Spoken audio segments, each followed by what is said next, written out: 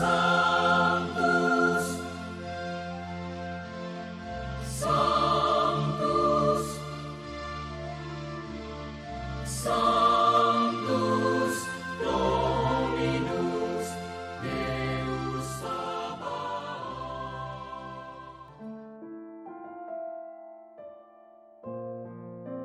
Bapak, Ibu, dan saudara-saudariku yang terkasih dalam Tuhan kita Yesus Kristus, salam sejahtera untuk kita semua.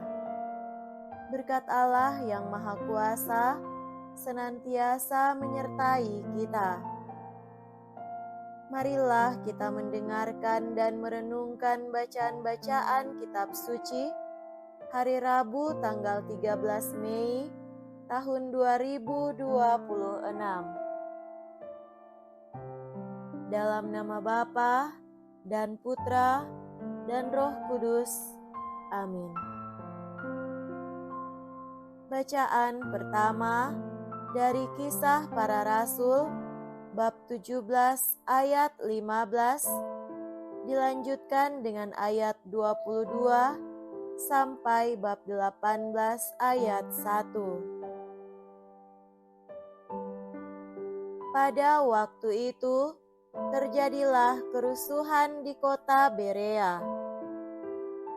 Maka Paulus pergi dari sana. Orang-orang yang mengiringi Paulus menemaninya sampai di kota Athena, lalu kembali dengan pesan kepada Silas dan Timotius, supaya mereka selekas mungkin menyusul Paulus. Di Athena, Paulus pergi berdiri di atas Areopagus dan berkata, "Hai orang-orang Athena, aku lihat bahwa dalam segala hal kamu sangat beribadah kepada dewa-dewa. Sebab ketika aku berjalan-jalan di kotamu dan melihat-lihat barang pujaanmu, aku menjumpai juga sebuah mezbah dengan tulisan kepada Allah yang tidak dikenal. Apa yang kamu sembah tanpa mengenalnya, itulah yang kuberitakan kepada kamu. Allah yang telah menjadikan bumi dan segala isinya. Ia yang adalah Tuhan atas langit dan bumi, tidak diam dalam kuil-kuil buatan tangan manusia. Ia juga tidak dilayani oleh tangan manusia, seolah-olah ia kekurangan apa-apa, karena dialah yang memberikan hidup, nafas, dan segala sesuatu kepada semua orang. Dari satu orang saja, Allah telah menjadikan semua bangsa dan umat manusia untuk mendiami seluruh muka bumi, dan Ia telah menentukan musim-musim bagi mereka serta batas-batas kediaman mereka. Maksudnya, supaya mereka mencari Dia dan mudah-mudahan menjamah serta menemukan Dia, walaupun Ia tidak jauh dari kita masing-masing. Sebab di dalam Dia kita hidup, kita bergerak, kita ada, seperti yang telah dikatakan juga oleh pujangga-pujanggamu. Sebab kita ini dari keturunan Allah juga. Karena kita berasal dari keturunan Allah, kita tidak boleh berpikir bahwa keadaan ilahi sama seperti emas atau perak atau batu, ciptaan kesenian dan keahlian manusia. Dengan tidak memandang lagi zaman kebodohan, maka sekarang Allah memberitakan kepada manusia bahwa di mana-mana semua orang harus bertobat.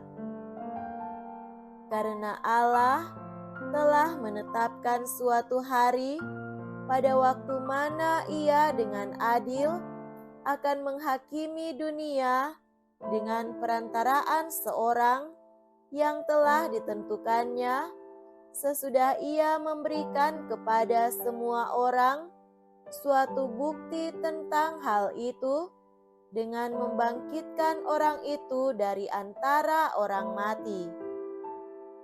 Ketika mereka mendengar tentang kebangkitan orang mati, maka ada yang mengejek dan yang lain berkata, "Lain kali saja kami mendengar engkau berbicara tentang hal itu." Lalu Paulus pergi meninggalkan mereka. Tetapi beberapa orang laki-laki menggabungkan diri dengan Paulus dan menjadi percaya, di antaranya juga Dionisius, anggota majelis Areopagus, dan seorang perempuan bernama Damaris, dan juga orang-orang lain bersama-sama dengan mereka. Kemudian Paulus meninggalkan Athena, lalu pergi ke Korintus. Demikianlah sabda Tuhan. Syukur kepada Allah.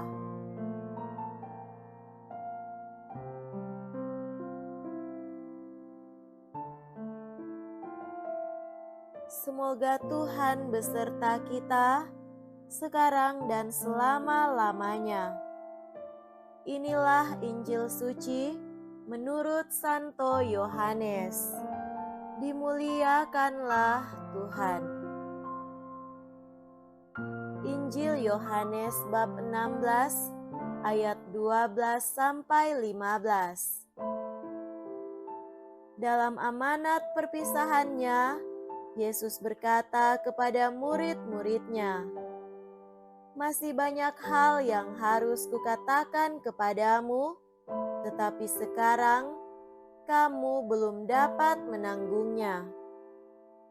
Tetapi apabila Ia datang, yaitu Roh kebenaran, Ia tidak akan berkata-kata dari dirinya sendiri, tetapi segala sesuatu yang didengarnya, itulah yang akan dikatakannya, dan Ia akan memberitakan kepadamu hal-hal yang akan datang.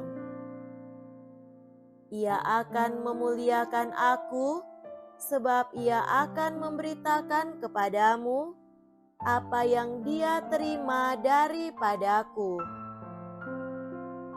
Segala sesuatu yang Bapa punya adalah kepunyaanku, sebab itu Aku berkata, Ia akan memberitakan kepadamu apa yang Dia terima daripadaku. Demikianlah sabda Tuhan. Terpujilah Kristus.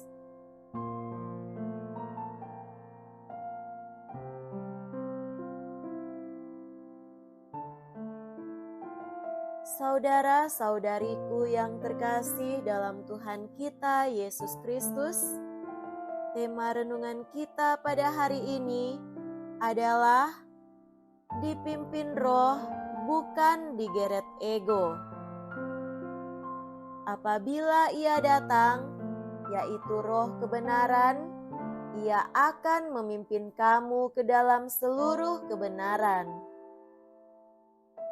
Saudara-saudari terkasih, dalam Injil hari ini, Yesus berkata dengan jujur dan realistis, "Masih banyak hal yang ingin kukatakan kepadamu, tetapi sekarang kamu belum dapat menanggungnya."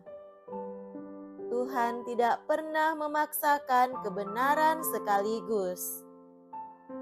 Ia tahu kapasitas hati kita. Karena itu, Yesus menjanjikan Roh Kudus, Spiritus Veritatis, yang bukan hanya mengajar, tetapi memandu tahap demi tahap ke dalam kebenaran sejati. Masalahnya, hari ini bukan kekurangan informasi, tapi kelebihan opini. Semua merasa paling benar. Semua ingin cepat, instan, viral. Tapi Roh Kudus tidak bekerja dengan cara viral, melainkan vital, masuk ke hati, mengubah batin, menuntun arah hidup. Roh Kudus tidak berbicara tentang dirinya sendiri. Ia selalu mengarahkan kita kepada Kristus. Artinya jelas, kalau hidup kita makin egois, arogan dan keras hati, kemungkinan besar kita bukan sedang dipimpin roh, tapi sedang digeret ego. Kebenaran tidak diteriakan, tetapi disingkapkan kepada hati yang mau mendengar. Nah, saudara-saudari yang terkasih, pada kesempatan ini, saya mengajak kita semua untuk berani menata diri dan membuat keputusan dalam hidup kita. Belajarlah mendengar lebih dalam, bukan bereaksi lebih cepat. Berani berkata, "Tuhan, tuntun aku," bukan pikiranku yang selalu kumenangkan, tetapi kehendak-Mu yang selalu kudahulukan. Biarlah Roh Kudus membentuk dan memproses diri kita, bukan sekedar mengejar hasil akhir. Serahkanlah semua ke dalam tangan Roh Kudus. Semoga demikian. Amin. Dalam nama Bapa dan Putra dan Roh Kudus. Amin.